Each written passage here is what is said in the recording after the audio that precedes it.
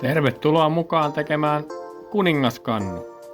Ja siihen me tarvitaan yksi tällainen mansikkarabarberi hard seltzer, Korpilon mustikka vanilja lonkero ja Hartwallin vadelmalonkero.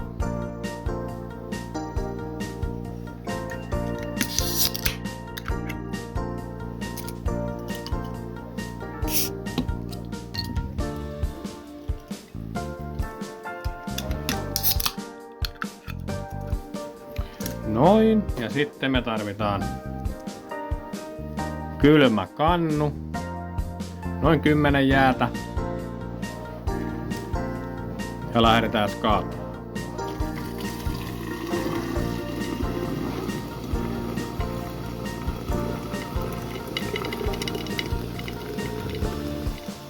Noin, sitten vadelmalonkeroon.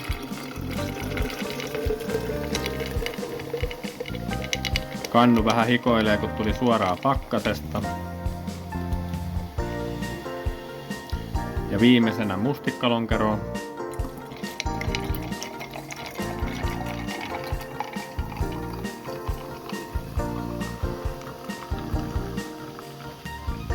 Noin. Ja puolikkaan limen mehut sinne vielä sekaan, niin saadaan vähän semmoista kivaa happoa siihen. Ja avareita löytyy tällä hetkellä hyvin valmiina. Ei muuta kuin tilaamaan tai ottakaa yhteyttä.